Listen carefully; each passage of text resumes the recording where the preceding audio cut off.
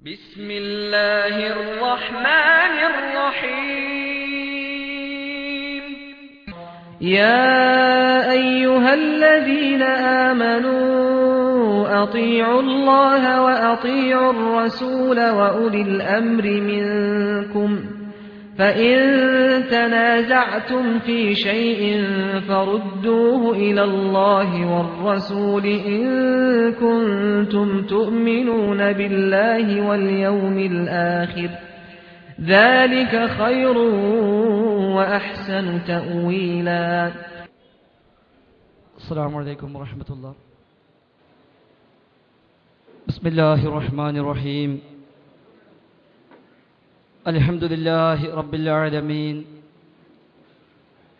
اللهم صل على محمد وعلى آل محمد كما صليت على إبراهيم وعلى آل إبراهيم إنك حميد مجيد.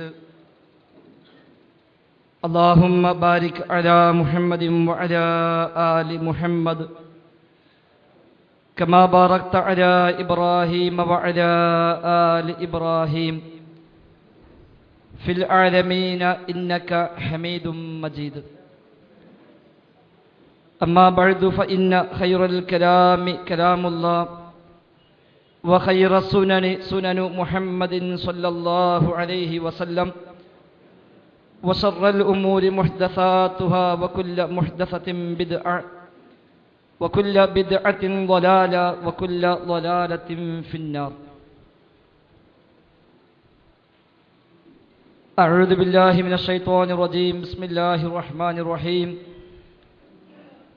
يا أيها الذين آمنوا اتقوا الله حق تقاته ولا تموتن إلا وأنتم مسلمون. بسم الله الرحمن الرحيم. قل إنما أدعو ربي ولا أشرك به أحدا.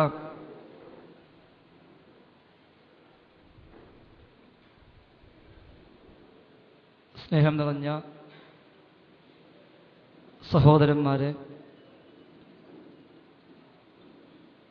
രക്ഷിതാക്കളെ, ബഹുമാന്യരായ അലിവിക്കുട്ടി മൗലവി, അബ്ദുൽ മുസ്ലിയാർ, അബൂബക്കർ മൗലവി തുടങ്ങിയ പണ്ഡിതരെ, അല്ലാഹു സുബ്ഹാനഹു വ തആലയുടെ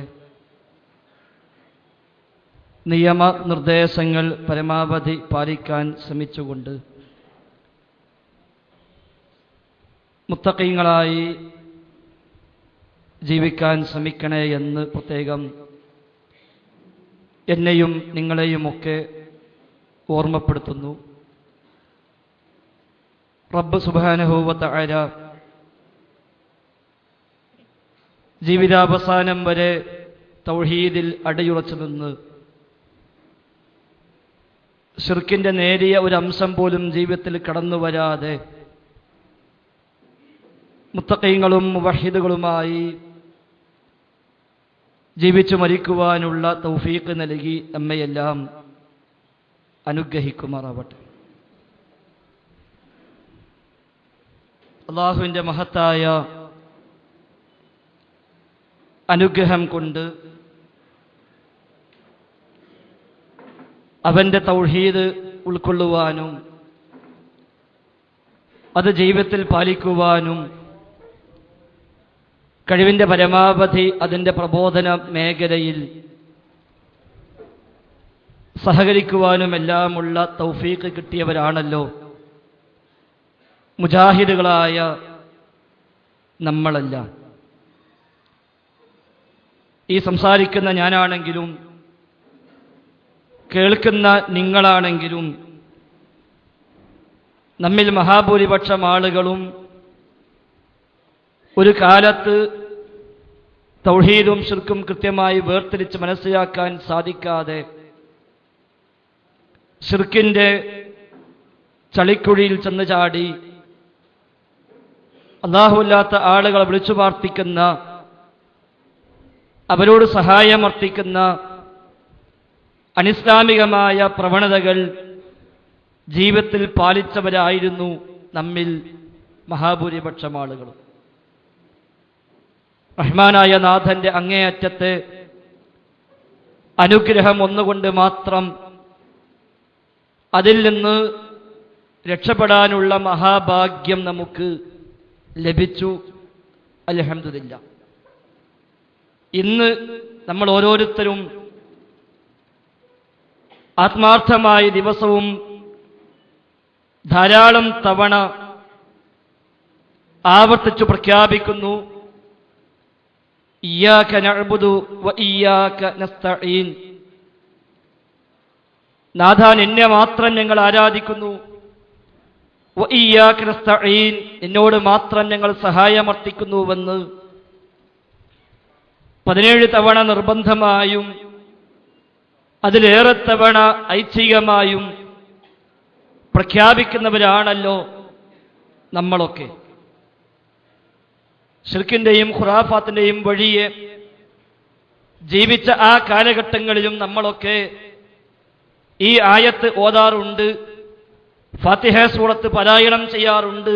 പക്ഷേ എന്താണ് ഇയ്യാക നഅ്ബുദു എന്ന്, എന്താണ് വ ഇയ്യാക നസ്തഈൻ എന്ന് അന്ന് ആലോചിക്കുവാനോ അതിന് ആശയം ഗ്രഹിക്കുവാനോ ആ ആശയത്തിൽ തന്നെയാണോ ഞാനുള്ളത് എന്ന് ചിന്തിക്കുവാനോ ഉള്ള ഒരു അവസരം ആ കാലഘട്ടങ്ങളിൽ നമുക്കുണ്ടായിരുന്നില്ല. അതുകൊണ്ട് തന്നെ റബ്ബിന് പുറമെ മറ്റു പല പടപ്പുകളെയും അഭയകേന്ദ്രമായി കാണുന്ന, അവരോടെല്ലാം പ്രാർത്ഥിക്കുന്ന, അവയോടെല്ലാം സഹായമർത്ഥിക്കുന്ന ആ ഒരു ജീവിത രീതി സ്വീകരിച്ച് പോകുമ്പോഴും അർത്ഥവും ആശയവും അറിയാതെ ഇയ്യാക നഅ്ബുദു വ ഇയ്യാക നസ്തഈൻ എന്ന വചനവും ലാ ഇലാഹ ഇല്ലല്ലാഹും ഒക്കെ നമ്മളെങ്ങനെ ചൊല്ലിപ്പോന്നുവെന്നല്ലാതെ അതിനപ്പുറത്തേക്ക് ചിന്തിക്കാൻ നമുക്ക് അവസരമുണ്ടായിട്ടില്ലായിരുന്നു. അതിൽ നിന്ന് മോക്ഷം കിട്ടി റഹ്മാനായ നാഥൻ ഒന്നുമില്ലാത്ത സാധുക്കളായ നമുക്ക് ഈ തൗഹീദ് ഉൾക്കൊള്ളാനുള്ള മഹാഭാഗ്യം തന്നു. നമ്മളെക്കാളേറെ ധാരാളം കൊല്ലങ്ങൾ ഇസ്ലാമികമായ ഗ്രന്ഥങ്ങൾ പഠിച്ചുവെന്ന് അവകാശപ്പെടുന്ന ആളുകൾ, നമ്മെക്കാളേറെ ബുദ്ധിയും അധികാരവും ശക്തിയും സ്വാധീനവും സമ്പത്തും എല്ലാമുള്ള ആളുകൾ പോലും ആ ശിർക്കിൽ ആപ്പതിച്ച് ജീവിക്കുമ്പോഴും അങ്ങനെ ഒന്നുമില്ലാത്ത വളരെ സാധുക്കളായ നമ്മളൊക്കെ ഈ തൗഹീദിലേക്ക് എത്തിപ്പെട്ടുവെന്ന് മാത്രമല്ല, ഇന്ന് ശിർക്കുമായുള്ള യാതൊരു ബന്ധവും നമുക്കാർക്കും ആലോചിക്കാൻ പോലും സാധ്യമല്ല. റസൂലുള്ളാഹി സ്വല്ലല്ലാഹു അലൈഹി വസല്ലമ ഈമാനിന്റെ ലക്ഷണമായി പഠിപ്പിച്ച 3 കാര്യങ്ങൾ, ആ 3 കാര്യം ഒരാൾ ഉണ്ടായാൽ ഈമാനിന്റെ മാധുര്യം അനുഭവിക്കാം എന്ന് പറഞ്ഞ കൂട്ടത്തിൽ ഒന്ന് പഠിപ്പിച്ചത് അൻ യക്റഹ അൻ യഊദ ഇലൽ കുഫ്രി ബഅദ ഇദ് അൻഖദഹു അല്ലാഹു മിൻഹു കമാ യക്റഹു അൻ യുഖ്ദഫ ഫിന്നാർ. അവനെ തീയിലേക്ക് അല്ലെങ്കിൽ നരകത്തിലേക്ക് എറിയപ്പെടുക എന്നത് എത്രമാത്രം വെറുപ്പാണോ അതുപോലെ വെറുപ്പുള്ള കാര്യമായി കുഫ്റിൽ നിന്ന് രക്ഷപ്പെട്ടു പോന്നതിന് ശേഷം ആ കുഫ്റിലേക്ക് തന്നെ മടങ്ങിപ്പോവുക എന്നതിനെ അവൻ വെറുക്കുമെന്ന്, അത് ഈമാന്റെ ലക്ഷണമാണ് എന്ന് അല്ലാഹു റസൂൽ പഠിപ്പിച്ചെങ്കിൽ ആ ഒരു നിലവാരത്തിലേക്ക് ഉയരാനാണല്ലോ നമ്മളൊക്കെയും ആഗ്രഹിക്കുന്നതും പ്രാർത്ഥിക്കുന്നതും.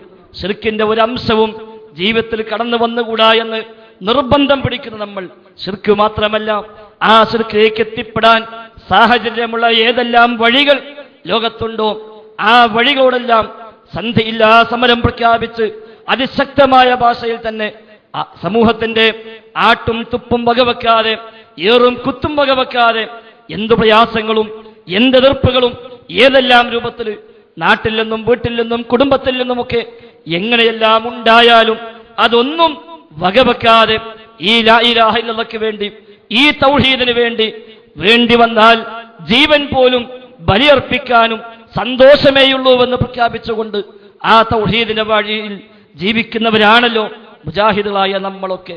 പക്ഷേ സ്വാഭാവികമായും തൗഹീദ് ഉൾക്കൊണ്ട ആളുകളെ ആ തൗഹീദിന്റെ വഴിയിൽ നിന്ന് വഴിതെറ്റിച്ചു കൊണ്ടുപോകാൻ പിശാച് ശ്രമിക്കുമെന്ന കാര്യത്തിൽ സംശയമേതുമില്ല. ആ ഒരു ശ്രമങ്ങളുടെ ഭാഗമായിട്ടാണോ എന്നറിയില്ല, മുജാഹിദ് പ്രവർത്തകന്മാർക്കിടയിൽ, തൗഹീദി പ്രബോധകന്മാർക്കിടയിൽ ഇല്ലാത്ത ഒരു ആശയക്കുഴപ്പം ഉണ്ടാക്കി പ്രചരിപ്പിക്കുകയും പരസ്പരം ആദരവോടെയും ബഹുമാനത്തോടെയും മാത്രം കണ്ടിരുന്ന ആളുകൾ പോലും അങ്ങേയറ്റം അകൽച്ച കാത്തു സൂക്ഷിക്കുന്ന ഒരു സാഹചര്യം ഉണ്ടാവുകയും ചെയ്തു. പ്രത്യേകിച്ച് ഇന്നത്തെ ഈ ഒരു പ്രഭാഷണം സംഘടിപ്പിക്കാണ്ടായ പ്രത്യേക സാഹചര്യം നിങ്ങൾക്കെല്ലാം അറിയാവുന്നതാണ്. ഈ പ്രദേശങ്ങളിലും ഇതിന്റെ പരിസര പ്രദേശങ്ങളിലും തൗഹീദിന്റെ പ്രബോധന മേഖലയിൽ കഴിയുന്ന സേവനങ്ങൾ ചെയ്തുകൊണ്ട് മുന്നേറുന്ന, മരണം വരെ ആ നിലയ്ക്ക് തന്നെ തൗഹീദിൽ അടിയുറച്ച് നിൽക്കണമെന്ന് അതിയായി ആഗ്രഹിക്കുന്ന, ശിർക്കിലേക്ക് പോകുമോ എന്ന് അങ്ങേയറ്റം ഭയപ്പെടുന്ന ഈ ഉള്ളവനെ കുറിച്ച് പോലും ശിർക്കിന്റെ വാഹനായി, ശിർക്കിന്റെ പ്രചാരകനായി മുദ്ര കുത്തിക്കൊണ്ട് പേര് വെച്ചുകൊണ്ട് ഈ പ്രദേശങ്ങളിൽ ഒരു നോട്ടീസ് ഈ കഴിഞ്ഞ ദിവസങ്ങളിൽ ഇറങ്ങുകയുണ്ടായി. ഇതാണ് ആ ഒരു നോട്ടീസ്. ശിർക്കിലേക്ക് കുതറിച്ചാടുന്നവരെ തൗഹീദിലേക്ക് തിരിച്ചു വരുമെന്ന ഒരു ഹെഡിങ്ങിൽ എന്റെ പേര് വെച്ചുകൊണ്ട് ഞാൻ ശിർക്കിലേക്ക് ആളെ കൂട്ടുന്നു, ഞാൻ ശിർക്ക് പ്രചരിപ്പിക്കുന്നു, ശിർക്കിന്റെ പ്രചാരനായി മാറിയിരിക്കുന്നു എന്ന് പറഞ്ഞുകൊണ്ട് ഒന്നിലധികം സ്ഥലത്ത് പേരെടുത്ത് പറഞ്ഞുകൊണ്ട് അത് അങ്ങേയറ്റം വേദനിപ്പിക്കുന്ന രൂപത്തിലുള്ള ഒരു നോട്ടീസ് ഈ പ്രദേശങ്ങളിൽ ഇറങ്ങുകയും ഈ സദസ്സിൽ തന്നെ ഇരിക്കുന്ന പല ആളുകളും ഒരുപക്ഷെ ആത്മാർത്ഥത കൊണ്ടായിരിക്കാം ഇത് ഈ നാടുകളിൽ പലർക്കുമായി വിതരണം ചെയ്യുകയും ചെയ്തു. സ്വാഭാവികമായും ഒരു മുജാഹിദ് പ്രവർത്തകന് താൻ ശിർക്കിലേക്ക് പോവുക എന്നുള്ളത് ആലോചിക്കാൻ പോലും സാധ്യമല്ല എന്ന കാര്യം പ്രത്യേകം പറയേണ്ട കാര്യമില്ല. ഒരു മുജാഹിദുകാരനെ സംബന്ധിച്ച് അവന് ഏറ്റവും വലിയ വേദനയുണ്ടാക്കുന്ന കാര്യം താൻ ശിർക്കിലേക്ക് പോകുന്നു എന്ന ആ ഒരു ആരോപണം ഒരാളുടെ ഭാഗത്തു നിന്നുണ്ടാകുമ്പോൾ തീർച്ചയായും അങ്ങേയറ്റത്തെ മനപ്രയാസം ഉണ്ടാകും, സ്വാഭാവികമാണ്.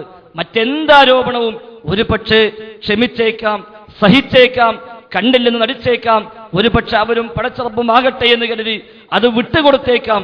പക്ഷേ അതിനേക്കാൾ ഉപരിയായി ഒരു വേള വ്യഭിചരിച്ചുവെന്ന്, മോഷണം നടത്തിയെന്ന്, പലിശ വാങ്ങിയെന്ന്, മോഷ്ടിക്കാൻ പോയി എന്ന്, മദ്യപിച്ചുവെന്നൊക്കെയുള്ള ആരോപണങ്ങൾ നമുക്ക് നേരെ വന്നാലും ഇല്ലാത്തൊരു വേദന തീർച്ചയായും ശിർക്കിലേക്ക് പോയി എന്ന് പറയുമ്പോൾ, തൗഹീദ് നഷ്ടപ്പെട്ടുവെന്ന് പറയുമ്പോൾ തീർച്ചയായും ഒരു മുവഹ്ഹിദിന് ഉണ്ടാകുമെന്ന കാര്യം തീർച്ചയാണ്. ആ ഒരു വേദനയാണ് സഹോദരന്മാരെ യഥാർത്ഥത്തിൽ ഇത്തരം ഒരു വിശദീകരണം ഈ വേങ്ങര പ്രദേശത്തെ ആളുകൾക്ക് വേണ്ടി സംഘടിപ്പിക്കാൻ എന്നെ പ്രേരിപ്പിച്ചത്. 100% ഞാൻ സംഘടിപ്പിച്ച എന്റെ മാത്രം ഉത്തരവാദിത്തത്തിലുള്ള ഒരു പ്രഭാഷണ വേദിയാണ് എന്നതുകൊണ്ടാണ് സ്വാഗതമോ ആ വക കാര്യങ്ങളോ ഒന്നുമില്ലാതെ നേക്ക് നേരെ പ്രവേശിക്കുന്നത്. 100% എന്റെ സ്വന്തം അധ്വാനത്തിൽ, എന്റെ സ്വന്തം ഉത്തരവാദിത്തത്തിൽ കൊണ്ട് ഞാൻ സംഘടിപ്പിച്ച, എന്നെ വിശ്വസിക്കുന്ന, എന്നെ ആദരിക്കുന്ന, എന്നിൽ നിന്ന് ദീനു പഠിക്കണമെന്ന് ചിന്തിക്കുന്ന ആളുകൾ ആരെങ്കിലും ഞാൻ ശിർക്കിലേക്ക് പോയി എന്ന് തെറ്റിദ്ധരിച്ചെങ്കിൽ അത് അവരുടെ മുമ്പിൽ ഇല്ല, പോയിട്ടില്ല. ഖുറാഫി പ്രസ്ഥാനം വിട്ട് ശിർക്കിന്റെ ആ ഒരു വഴി വിട്ട് തൗഹീദിന്റെ പാതയിലേക്ക് കടന്നു വന്ന അന്ന് മുതൽ ഇന്ന് വരെ കഴിഞ്ഞ 12 വർഷങ്ങളായിട്ട് അന്ന് മുതൽ ഇന്ന് വരെ ഒരേ വിശ്വാസമല്ലാതെ ഈ തൗഹീദ് ഉൾക്കൊണ്ട് ഈ തൗഹീദിന്റെ വഴിയിലേക്ക് കടന്നു വന്നപ്പോൾ ഏതൊരു വിശ്വാസം മനസ്സിലാക്കി, ഏതൊരു ആയത്തും ഹദീസുകളും കണ്ട് ഏതൊരു ആദർശം മനസ്സിലാക്കിയിട്ടാണോ കടന്നു വന്നത്, അതേ ആയത്തുകൾ, അതേ ഹദീസുകൾ, അതേ ആദർശങ്ങൾ ഒരു ലവലേശം പോലും യാതൊരു മാറ്റത്തിലുമില്ലാതെ 100% അതേ രൂപത്തിൽ തന്നെ ഇന്നും ഉള്ളിൽ വിശ്വസിക്കുന്ന ഒരാളാണ് എന്നുള്ളത് എന്നെ വിശ്വസിക്കുന്ന ആളുകളുടെ മുമ്പിൽ ഒന്ന് ബോധ്യപ്പെടുത്തേണ്ട ബാധ്യത എനിക്കുണ്ട് എന്നതുകൊണ്ടാണ് ഇത്തരമൊരു പരിപാടി ഞാൻ തന്നെ സംഘടിപ്പിച്ചത്. ഉത്തരവാദപ്പെട്ട ഈ പ്രദേശത്തെ പല ആളുകളോടും ഞാൻ സൂചിപ്പിച്ചു, എന്നെക്കുറിച്ച് നോട്ടീസ് ഇറങ്ങിയ സ്ഥിതിക്ക് ഇതൊരു വിശദീകരണം കൊടുക്കേണ്ട ബാധ്യത നിങ്ങൾക്കെല്ലാം ഉണ്ട് എന്ന് ഞാൻ പറഞ്ഞെങ്കിലും അവരാരും അതൊരു മുഖവിലക്കെടുക്കാൻ തയ്യാറാകാതെ വന്നപ്പോഴാണ് സ്വയം മുമ്പോട്ട് വന്ന് എന്തു പ്രയാസം സഹിച്ചാലും വേണ്ടില്ല, ഇത് പറയാതിരിക്കാനാവില്ല, ആളുകൾക്ക് മുമ്പിൽ എന്റെ ഈ രംഗത്തെ 100% തൗഹീദിന്റെ വഴിയിൽ തന്നെയാണ് എന്നുള്ള ആ ഒരു യാഥാർത്ഥ്യം ബോധ്യപ്പെടുത്തേണ്ട ബാധ്യത നിർവഹിക്കാൻ വേണ്ടി മാത്രമാണ് ഇത്തരമൊരു വേദി സംഘടിപ്പിച്ചത്. സ്വാഭാവികമായും വേദിയുണ്ട് എന്ന് കേട്ടപ്പോൾ സ്നേഹിക്കുന്ന, ആദരിക്കുന്ന, പരിചയക്കാരായ ധാരാളം ആളുകൾ കേട്ടറിഞ്ഞ് വന്നു എന്ന് മാത്രമാണ് ഞാൻ മനസ്സിലാക്കുന്നത്. ഇൻഷാ അല്ലാഹ് എന്താണ്, എവിടെയാണ് ഇപ്പോഴുള്ള ഈ ഒരു ആരോപണങ്ങളും പ്രത്യാരോപണമൊക്കെ ഞാനുമായി ബന്ധപ്പെട്ട് എങ്ങനെ വരുന്നു, എന്തുകൊണ്ട് എന്നെക്കുറിച്ച് ആരോപണം വന്നു എന്നുള്ളൊരു വിശദീകരണവും ശേഷം ഇൻഷാ അല്ലാഹ് ഈ പ്രദേശത്ത് ആ നോട്ടീസ് വായിച്ച എന്നെ സ്നേഹിച്ചിരുന്ന ആളുകൾ ആരെങ്കിലും തെറ്റിദ്ധരിച്ചുവെങ്കിൽ അവർക്കത് ക്ലിയറാക്കാൻ കൂടിയുള്ള ഒരു അവസരവും എന്ന നിലക്കാണ് ഇത്തരമൊരു വേദി സംഘടിപ്പിച്ചത് എന്ന് കൂടി സൂചിപ്പിക്കുന്നു. ആ നോട്ടീസ് എഴുതിയ വ്യക്തിയെപ്പോലും കണ്ടെത്താൻ കഴിഞ്ഞു. അദ്ദേഹത്തെയും ഔദ്യോഗികമായി നേരിട്ട് വിളിച്ച് ഈ പരിപാടിയിലേക്ക് ക്ഷണിച്ചിട്ടുണ്ട്. അദ്ദേഹത്തോട് എന്താണ് എൻ്റെ വിശ്വാസമെന്ന് നിങ്ങൾ എന്നിൽ നിന്ന് കേൾക്കൂ, എന്നിട്ട് തീരുമാനിക്കൂ, ഇല്ലെങ്കിൽ പരത്രിക ലോകത്ത് വെച്ച് നമുക്കത് തീർക്കാമെന്ന് പറഞ്ഞുകൊണ്ട് അദ്ദേഹത്തെ ഞാൻ തന്നെ നേരിട്ട് ഔദ്യോഗികമായി വിളിച്ച് ഈ വേദിയിലേക്ക് ക്ഷണിച്ചിട്ടുമുണ്ട്. അതുപോലെ ഈ പ്രദേശത്തെ മുജാഹിദ് പ്രവർത്തകരായ ഒട്ടുമിക്ക ആളുകളെയും നേർക്ക് നേരെ കണ്ടും ഫോണിലൂടെയുമായി നേർക്ക് നേരെ വിളിച്ചു വരുത്തി എനിക്ക് പറയാനുള്ളത് എന്നിൽ നിന്ന് കേൾക്കണമെന്ന് ഔദ്യോഗികമായി ആവശ്യപ്പെട്ടിട്ടാണ് ഇത്തരമൊരു വേദി സംഘടിപ്പിച്ചത് എന്ന് കൂടി ആമുഖമായി സൂചിപ്പിക്കുകയാണ്. യഥാർത്ഥത്തിൽ ഇസ്ലാമിക പ്രമാണങ്ങളുടെ അധ്യാപന പ്രകാരം ഏറ്റവും വലിയ പാതകമായി നമ്മളെല്ലാം മനസ്സിലാക്കിയതും പ്രമാണങ്ങൾ പരിചയപ്പെടുത്തിയതും ശിർക്ക് തന്നെയാണല്ലോ. ദോഷങ്ങൾ, പാപങ്ങൾ ധാരാളമുണ്ടെങ്കിലും ആ പാപങ്ങളിൽ ഏറ്റവും ഉന്നത സ്ഥാനത്തുള്ളത് 7 വൻപാപങ്ങൾ. ആ 7 വൻപാപങ്ങളിൽ തന്നെ ഒന്നാമത്തെ പാപം അശ്ശിർക്കു ബില്ലാഹ്, അല്ലാഹുവിൽ പങ്കു ചേർക്കലാണ്, ശിർക്ക് ചെയ്യലാണ് എന്ന് നമ്മളെല്ലാം എന്ന് മനസ്സിലാക്കിയോ അവിടെ മുതലാണല്ലോ ആ ശിർക്കിൽ നിന്ന് മാറി നിൽക്കാൻ നാം തീരുമാനിച്ചത്. അതിന്റെ പേരിൽ നാടും വീടും നഷ്ടപ്പെട്ട മനുഷ്യന്മാർ ഈ കൂട്ടത്തിലെമ്പാടുമുണ്ട്. ഒരുപാട് ബന്ധങ്ങൾ നഷ്ടപ്പെട്ടു പോയവർ നമ്മിൽ ധാരാളമുണ്ട്. അതേപോലെ അതിനു മുമ്പ് നമ്മെ കണ്ടാൽ അങ്ങേയറ്റം ബഹുമാനത്തോടു കൂടി വന്നിരുന്ന പല ആളുകളും ഇന്ന് നമ്മെ കണ്ടാൽ സലാം ചൊല്ലാനോ നാം ചൊല്ലിയ സലാം മടക്കാനോ നമ്മളുമായി ഒന്ന് പുഞ്ചിരിക്കാനോ പോലും തയ്യാറാവാത്ത ധാരാളം ആളുകൾ നമ്മുടെ ചുറ്റുപാടിൽ ഉണ്ട്. ഈ തൗഹീദ് അംഗീകരിച്ചതിന്റെ പേരിൽ ഈ ഉള്ളവൻ പോലും സ്വന്തം മാതാവിന്റെയും പിതാവിന്റെയും കൂടെ ഒരു രാത്രി ഒന്ന് താമസിച്ചിട്ട് 12 വർഷങ്ങൾ പൂർത്തിയായി എന്നുള്ളത് പ്രത്യേകം അറിയിക്കാൻ വേണ്ടി പറയുകയല്ല. എന്തിനു വേണ്ടി അങ്ങനെയൊക്കെ സഹിക്കേണ്ടി വന്നിട്ടും എന്തേ ഒന്ന് മടങ്ങിപ്പോയാലോ, ആ ഒരു ഖുറാഫാത്തിലേക്ക്, ആ ഒരു ശിർക്കിന്റെ വഴിയിലേക്ക് തിരിച്ചു പോയാലോ എന്ന ഒരു തോന്നല് പോലും ഉള്ളിൽ പോലും വന്നില്ല എങ്കിൽ കാരണമെന്ത്? ഏറ്റവും വലിയ പാതകമായി അശ്ശിർക്കു ബില്ലാഹ്, റബ്ബിൽ പങ്കു ചേർക്കലാണ് ഏറ്റവും വലിയ തിന്മയെന്ന് പ്രമാണങ്ങളിൽ കാണുമ്പോൾ ശിർക്ക് ചെയ്താൽ സ്വർഗം ഹറാമാണെന്ന്, നരകം നിർബന്ധമാണെന്ന്, കഴിഞ്ഞുപോയ കാലത്തെ നന്മകൾ മുഴുവനും തകർന്നു തരിപ്പണമായി പോകുമെന്ന്, അങ്ങേയറ്റത്തെ വഴികേടിൽ ചെന്ന് ചാടുമെന്ന്, ഒരിക്കലും പൊറുക്കാത്ത പാതകമാണെന്ന് മറ്റുള്ള ആളുകൾ അല്ലാഹുമ്മ ഗ്ഫിർ ലഹു എന്ന് എനിക്ക് വേണ്ടി പ്രാർത്ഥിച്ചാൽ ആ പ്രാർത്ഥനയ്ക്ക് പോലും പരിഗണന ഇല്ല എന്ന്, മറ്റുള്ളവർക്ക് വേണ്ടി ഞാൻ പ്രാർത്ഥിച്ചാൽ ആ പ്രാർത്ഥനയും സ്വീകരിക്കപ്പെടുകയില്ല എന്ന്, നാളെ പാരത്രികമായ ലോകത്ത് അല്ലാഹുവിന്റെ റസൂലിന്റെ ശഫാഅത്ത് പോലും ലഭിക്കാതെ നരകാഗ്നിയിൽ കാലാകാലം അവിശ്വാസികളെ കൂട്ടത്തില്, കാഫറുകളെ കൂട്ടത്തില്, മുശ്രിക്കുകളെ കൂട്ടത്തില്, ലോകം കണ്ട തെമ്മാടികളുടെ പിശാചുക്കളുടെ എല്ലാം കൂട്ടത്തില് നരകാഗ്നിയിൽ പോയി അറ്റമില്ലാത്ത കാലങ്ങൾ അതിൽ കഴിച്ചു കൂട്ടേണ്ടി വരുമെന്ന ആ ഒരൊറ്റ ചിന്തയാണല്ലോ സഹോദരന്മാരെ ഈ പ്രയാസങ്ങളെല്ലാം ഉണ്ടായിട്ടും. എന്നാലും ശരി, തൗഹീദിൽ നിന്ന് മാറുന്ന പ്രശ്നമില്ല, ശിർക്കുമായി യാതൊരു അഡ്ജസ്റ്റ്മെന്റുമില്ല, ശിർക്കിലേക്ക് പോകുന്ന ഒരു സാധ്യതയുമില്ല, ആ വഴിക്ക് ആലോചിക്കുന്ന പ്രശ്നം പോലുമില്ല എന്ന് നമ്മളൊക്കെ, എൻ്റെ അനുഭവം മാത്രമല്ല ഇത്, ഈ ഇരിക്കുന്ന പലർക്കും ഇതുപോലുള്ള അനുഭവങ്ങൾ തന്നെയാണുള്ളത്. ഇത്രയേറെ ശക്തമായി ഈ തൗഹീദിന് വേണ്ടി, ഈ ശിർക്കിനെതിരെ സംസാരിക്കുന്ന ഞങ്ങളെപ്പോലുള്ള ആളുകളെ കുറിച്ച് ഇത്തരമൊരു ആരോപണം, അതും കൂടെ നടക്കുന്ന, ഒന്നിച്ചുറങ്ങുന്ന, ഒന്നിച്ചുണ്ണുന്ന, ഒന്നിച്ച് കഴിഞ്ഞുകൂടുന്ന ആളുകളിൽ നിന്ന് തന്നെ അത്തരമൊരു ആരോപണവും ആ നിലയ്ക്കുള്ള ഒരു പ്രചാരണവും ഒക്കെ ഉണ്ടാകുമ്പോൾ തീർച്ചയായും മാനസികമായ വേദന, സഹിക്കാൻ കഴിയാത്ത അങ്ങേയറ്റത്തെ പ്രയാസം, ആ പ്രയാസം ഒന്നു മാത്രമാണ് ഈ നിലയ്ക്കുള്ള വിശദീകരണത്തിനുള്ള പ്രേരകമെന്ന് ഒരിക്കൽ കൂടെ അരക്കെട്ടുറപ്പിച്ചുകൊണ്ട് വ്യക്തമാക്കുകയാണ്. യഥാർത്ഥത്തിൽ ഇസ്ലാമിന്റെ ജീവൻ തൗഹീദാണ്, ഇസ്ലാമിന്റെ അടിത്തറ തൗഹീദാണ്, ഇസ്ലാമിന്റെ അടിവേര് തൗഹീദാണ്. ഈ 3 പദപ്രയോഗങ്ങൾ വേങ്ങരക്കാർക്ക് ഏറെ പരിചയമുള്ളതാണ്. ബഹുമാന്യനായ കുഞ്ഞീദ് മദനി റഹിമഹുല്ലാ അദ്ദേഹം സംസാരിക്കുന്ന ഏത് വേദിയിലും തൗഹീദ് പറയാതെ അദ്ദേഹം സംസാരിക്കാറില്ല. ആ തൗഹീദ് പറയുമ്പോൾ അദ്ദേഹം എന്നും പ്രയോഗിക്കാറുള്ള 3 പ്രയോഗങ്ങൾ, ഒന്ന് ഇസ്ലാമിന്റെ ജീവനാണ് തൗഹീദ്. ഒരു ശരീരത്തിൽ ജീവൻ എത്ര പ്രധാനമാണോ അതുപോലെ പ്രധാനമാണ്, അതിനേക്കാൾ പ്രധാനമാണ് തൗഹീദ് എന്നുള്ളത്. ജീവൻ നഷ്ടമായാൽ എല്ലാം നഷ്ടമായല്ലോ എന്നതുപോലെ തൗഹീദാകുന്ന ജീവൻ ഒരു മനുഷ്യന് ഇല്ലാതെ പോയാൽ അവന്റെ എല്ലാം നഷ്ടമായി പോയി. ചെയ്തു വെച്ച കർമ്മങ്ങളെല്ലാം അതോടുകൂടി പൊളിഞ്ഞു പോയി. കാലാകാലം സ്വർഗം ഹറാമായി, നരകം നിർബന്ധമായി, ആ നരകത്തിന്റെ വിറകായി മാറുന്ന സാഹചര്യമുണ്ടാകും. അതേപോലെ ഇസ്ലാമിന്റെ അടിത്തറയാണ് തൗഹീദ്. ഏത് കെട്ടിടത്തിനും അതിപ്രധാനം അതിന്റെ അടിത്തറയാണല്ലോ. അടിത്തറ ഭദ്രമല്ലെങ്കിൽ, ഫൗണ്ടേഷൻ ഭദ്രമല്ലെങ്കിൽ ഏത് കെട്ടിടവും തകർന്ന് താഴെ വീഴും എന്ന കാര്യത്തിൽ സംശയമില്ല. ഇസ്ലാമിന്റെ അടിത്തറ തൗഹീദാണ്. ആ ഭദ്രമായ തൗഹീദിന് മേൽ കെട്ടിയുയർത്തപ്പെട്ട ആദർശമല്ല അവന്റെ ആദർശമെങ്കിൽ, അതിന്റെ മേൽ നിർമ്മിക്കപ്പെട്ട ആചാരങ്ങളും അനുഷ്ഠാനങ്ങളുമല്ല അവന്റെ കൈവശമുള്ളതെങ്കിൽ അതൊന്നും സ്വീകാര്യമല്ല. എല്ലാം തകർന്ന് തരിപ്പണമായി പോകും. മൂന്നാമതായി ഇസ്ലാമിന്റെ അടിവേരാണ് തൗഹീദ്. ഏതൊരു മരത്തിനും അടിവേര് പ്രധാനമാണല്ലോ. ഏതൊരു മരത്തിനും അടിവേര് പ്രധാനമാണല്ലോ. ഒരു മരത്തിന്റെ അടിവേര് പൊട്ടിപ്പോയാൽ തീർച്ചയാണ് ആ മരം ഉണങ്ങിപ്പോകും. അടിവേര് പൊട്ടിയിട്ടില്ലെങ്കിൽ ഒരു പക്ഷേ ആ മരം രണ്ടാമത് പച്ച പിടിച്ചു വരാനുള്ള സാധ്യത ബാക്കിയുണ്ട്. ഇസ്ലാമിന്റെ അടിവേര് തൗഹീദാണ്. ആ തൗഹീദ് പൊട്ടിയാൽ അതോടുകൂടി എല്ലാം കഴിഞ്ഞു, എല്ലാം ഉണങ്ങി.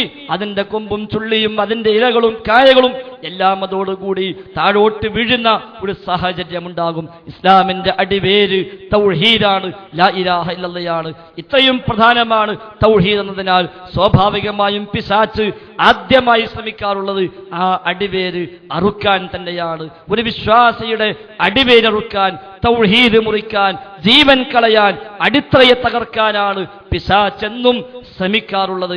ശിർക്കിലേക്ക് കൊണ്ടുപോവാനാണ് എന്നും പിശാച് ശ്രമിക്കുക. ലോകത്ത് കഴിഞ്ഞു പോയ മനുഷ്യ ചരിത്രം ഒന്നാകെ പരിശോധിച്ചാൽ നമുക്ക് ഇക്കാര്യം ബോധ്യമാണ്. നൂഹ് നബി സ്വല്ലല്ലാഹു അലൈഹി വസല്ലം വന്നിട്ട് ആ സമൂഹത്തോട് പറഞ്ഞത്, യാ ഖൗമി ഉബ്ദുല്ലാഹ് മാ ലക്കും മിൻ ഇലാഹിൻ ഗൈറു. എന്റെ സമൂഹമേ, നിങ്ങൾ റബ്ബിനെ ആരാധിക്കണേ, അവനല്ലാത്തൊരു ആരാധ്യൻ നിങ്ങൾക്കില്ല എന്നാണല്ലോ നൂഹ് നബി സ്വല്ലല്ലാഹു അലൈഹി വസല്ലം പറഞ്ഞത്. ആദം നബിയുടെ മക്കളും പേരമക്കളുമായി കടന്നു വന്ന ആ തലമുറകളെ പിശാച് തെറ്റിച്ചു കൊണ്ടുപോയത് തൗഹീദിൽ നിന്നാണ് എന്നർത്ഥം. അതുകൊണ്ടാണല്ലോ തൗഹീദ് പറയേണ്ടി വന്നത്.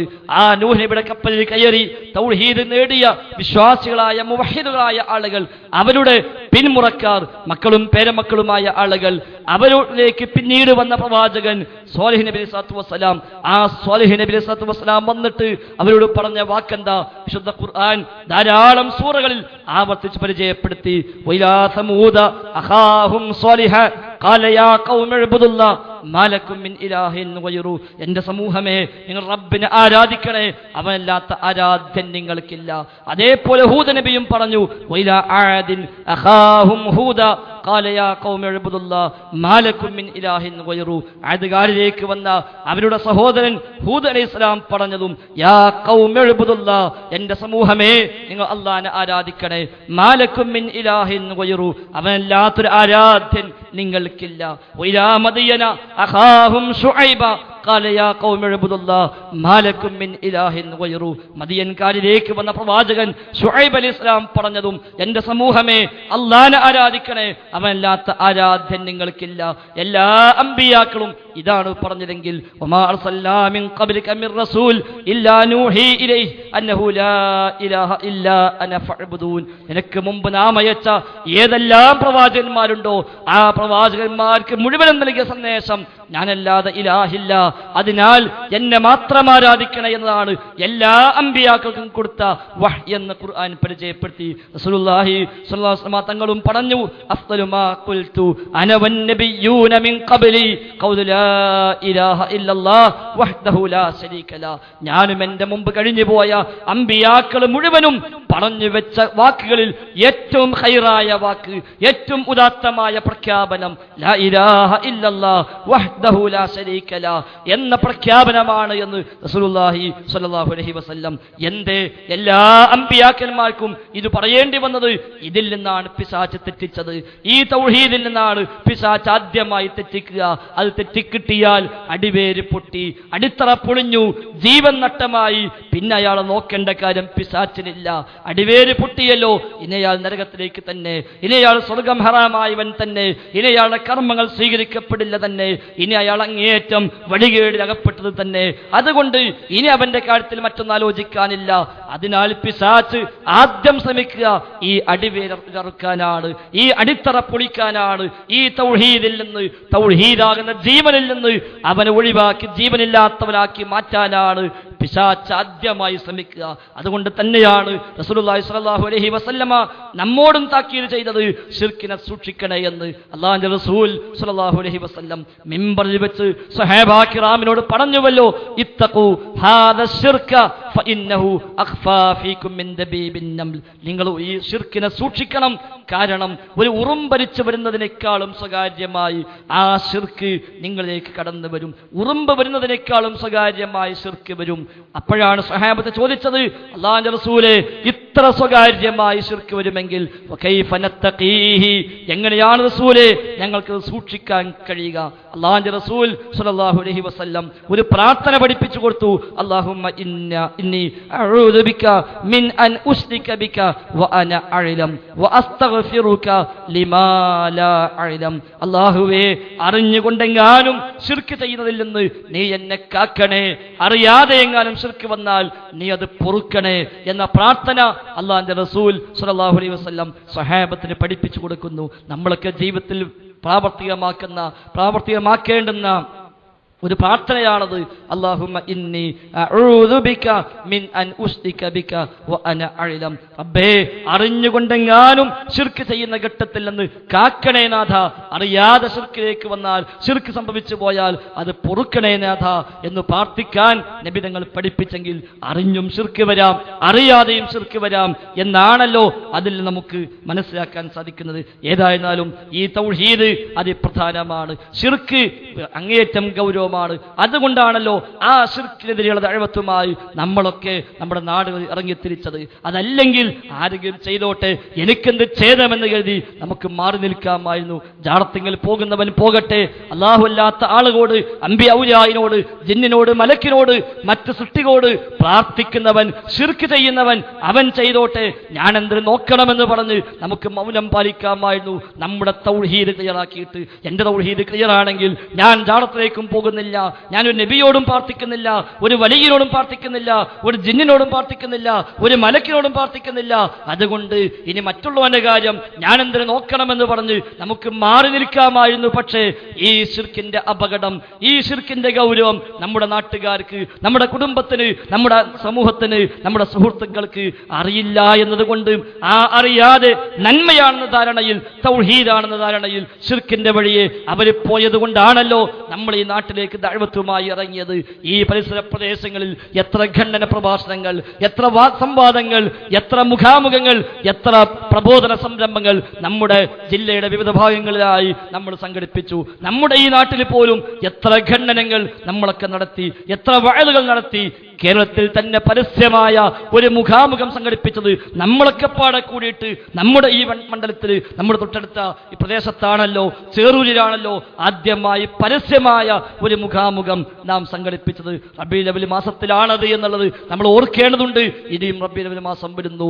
ആ ബിദ്അത്ത് അതിശക്തമായി സമൂഹത്തിൽ ഇനിയും നടക്കാൻ പോകുന്നു. നമ്മുടെ ഈ ഒരു അഭിപ്രായ വ്യത്യാസം കൊണ്ട് ഈ ബിദ്അത്തിന് വളമാകാൻ പാടില്ല. റബീഉൽ അവ്വൽ മാസം കൊണ്ട് ഹിദായത്ത് കിട്ടുന്ന ഒരുപാട് മനുഷ്യന്മാരുണ്ട്, തൗഹീദിലേക്ക് വരുന്ന ഒരുപാട് മനുഷ്യന്മാരുണ്ട്. ഞാനടക്കം തൗഹീദിലേക്ക് വന്നത് ഒരു റബീഉൽ അവ്വൽ മാസത്തെ നബിദിനാഘോഷത്തിന്റെ ഭാഗമായിട്ടാണ് എന്നുള്ളത് നമ്മൾ മറക്കാൻ പാടില്ല. അതുകൊണ്ട് ഇനിയും ഈ റബീഉൽ അവ്വൽ മാസത്തിലും അത്തരം ആളുകളിലേക്ക് ഇത് ബിദ്അത്താണ് എന്ന യാഥാർത്ഥ്യം ബോധ്യപ്പെടുത്താൻ നാം ഇറങ്ങേണ്ടതുണ്ട് എന്ന് സാന്ദർഭികമായി ഓർമ്മപ്പെടുത്തുന്നുവെന്ന് മാത്രം. ഈ പ്രബോധന സംരംഭങ്ങളെല്ലാം നാം സംഘടിപ്പിച്ചത് ശിർക്കിൽ നിന്ന് സമൂഹത്തെ രക്ഷിക്കാനാണ്, ശിർക്കിൽ നിന്ന് സമൂഹത്തെ മോചിപ്പിക്കാനാണ്. അതിന്റെ പേരിൽ ഒരുപാട് നഷ്ടം സഹിച്ചവരാണ് നമ്മളൊക്കെ. നേരത്തെ സൂചിപ്പിച്ചതുപോലെ എത്രയെത്ര വേദനകളും എത്രയെത്ര പരിഹാസങ്ങളും സമൂഹത്തിൽ നമുക്കൊക്കെ നേരിടേണ്ടി വന്നു. അവസാനം നാം ശിർക്കിലാണ് എന്ന് കേൾക്കുമ്പോൾ എങ്ങനെയാണ് കൂട്ടരെ നമുക്കത് സഹിക്കാൻ കഴിയുക? ഇതിനെല്ലാം മുമ്പിൽ നിന്ന, ഇതിനെല്ലാം പ്രവർത്തിച്ച, ഇതിനെല്ലാം വേണ്ടി ഈ ത്യാഗങ്ങളൊക്കെ ഏറ്റുവാങ്ങിയ നമ്മളിൽപ്പെട്ട ഒരാളെ കുറിച്ച് അയാൾ ശിർക്കിന്റെ വഴിയിലാണ് എന്ന് പറഞ്ഞാൽ അത് സഹിക്കാൻ തീർച്ചയായും മുജാഹിദുകാരനാവില്ല. ശിർക്ക് ചെയ്യില്ല എന്നല്ല, ശിർക്ക് ഒരു പക്ഷെ ചെയ്യാം, അല്ലാഹു റസൂൽ പഠിപ്പിച്ചതാണല്ലോ. ഉറുമ്പരിച്ചു വരുന്നത് പോലെ കടന്നു വരുമെന്നുള്ളത്. എത്ര തൗഹീദുള്ളവനും ശിർക്കിലേക്ക് പോകാൻ സാധ്യതയുണ്ട്, എത്ര വലിയ മുവഹിദും ശിർക്കിന്റെ വഴിയിലേക്ക് ആപ്പതിക്കാൻ സാധ്യതയുണ്ട്. പക്ഷേ പോയെങ്കിൽ പറയാമെന്നല്ലാതെ ഉള്ള വിശ്വാസത്തിൽ തന്നെ എന്നും ഒരു മാറ്റവുമില്ലാതെ ആ വഴിയിൽ ഉറച്ചു നിൽക്കുമ്പോഴും പിന്നെയും വെറുതെ അനാവശ്യമായി സ്വാർത്ഥ താല്പര്യങ്ങൾക്കായി ആരൊക്കെയോ എവിടേക്കെയോ പ്രചരിപ്പിച്ച ചില കുപ്രചാരണങ്ങൾ അത് മുഖവിലക്കെടുത്ത് അത് വിശ്വസിച്ച് അല്ല തെറ്റിദ്ധരിച്ചുകൊണ്ട് അത് ഏറ്റെടുത്ത് ഇവരും പോയി, ഇവരും നഷ്ടത്തിലായി, ഇവരും ശിർക്കിലായി എന്ന് പറയുമ്പോൾ ഇല്ല സഹോദര, അത് സഹിക്കാവുന്ന ഒരു ആരോപണമല്ല. ഇത് പ്രചരിപ്പിച്ച, ഈ നോട്ടീസ് ഇറക്കിയ, അത് വിതരണം ചെയ്ത ആളുകൾ ധാരാളം ഈ സദസ്സിലുണ്ട് എന്ന് എനിക്കറിയാം. നിസ്വാർത്ഥമായ ആത്മാർത്ഥമായ താല്പര്യം കൊണ്ടായിരിക്കാം ഒരു പക്ഷെ അവരൊക്കെ പ്രചരിപ്പിച്ചത്. പക്ഷേ അതിനു മുമ്പ് ഒരു വാക്ക് ചോദിക്കാമായിരുന്നു, എന്താണ് താങ്കളുടെ വിശ്വാസമെന്ന്.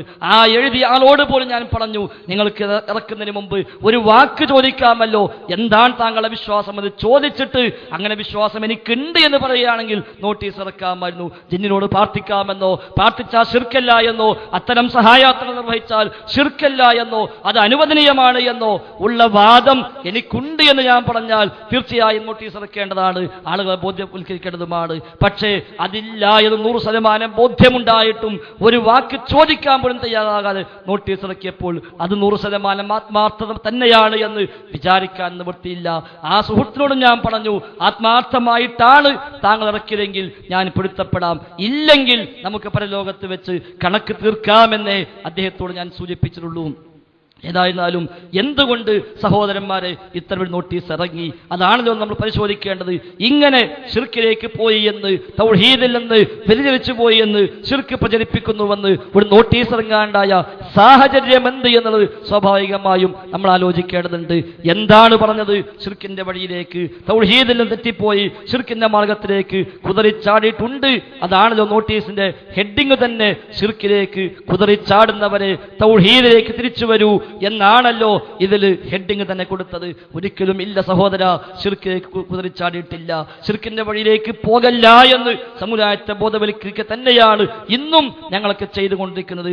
ഈ ഇപ്പോൾ നമ്മുടെ നാട്ടിൽ വിവാദമായ വിഷയവുമായി ബന്ധപ്പെട്ട ഒരു ചെറിയ ഒരു നോട്ട് ആവശ്യമുള്ള, പഠിക്കാൻ താല്പര്യമുള്ള, ദീനു പഠിക്കണമെന്ന് ആഗ്രഹിക്കുന്ന ആളുകളെ ഉദ്ദേശിച്ചുകൊണ്ട് ഈ ഉള്ളവനടക്കം ചില സുഹൃത്തുക്കളുമായി കൂടി തയ്യാറാക്കിയിരുന്നു. അതിൽപ്പെട്ടൊരു നോട്ടാണിത്, മുജാഹിദുകൾ ശിർക്കിലോ എന്ന പേരിൽ.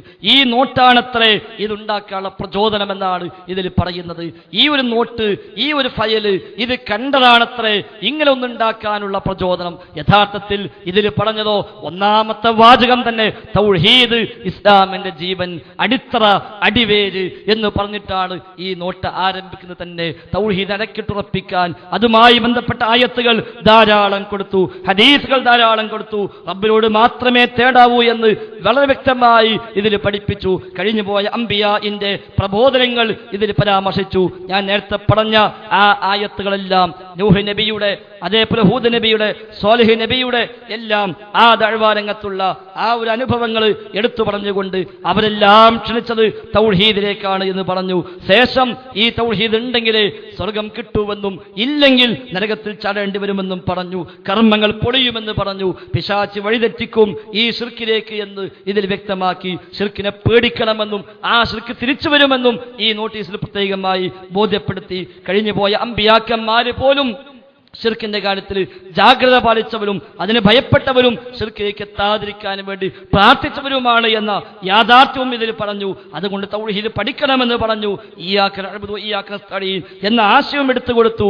എന്നിട്ട് ആ ഒരു ഇസ്തിആനത്ത്, ആ ഒരു സഹായാർത്ഥന റഹ്മാനായ നാഥനോടല്ലാതെ മറ്റാരോടും പാടില്ല എന്ന് വളരെ വ്യക്തമായി പഠിപ്പിച്ചു. പക്ഷെ ആ രംഗത്ത് സമൂഹത്തിലുണ്ടാകുന്ന സമസ്തക്കാരായ ഖുറാഫികളായ ആളുകൾ കൊണ്ടുവരുന്ന ചില കുപ്രചാരണങ്ങളും അത് തിരിച്ചറിയാതെ പെട്ടുപോയി വിശ്വസിച്ചു പോയ ചില മടവൂരികളും അതുപോലുള്ള ആളുകളൊക്കെ ഈ രംഗത്ത് വന്ന അബദ്ധമെന്താണ് എന്ന് ശേഷം വിശദീകരിച്ചു. ഇതാണത്രേ ഞാൻ ശിർക്കിലേക്ക് പോയി എന്ന് പറയാനുള്ള പ്രചോദനം. വല്ലാത്തൊരു കണ്ടുപിടുത്തം തന്നെ.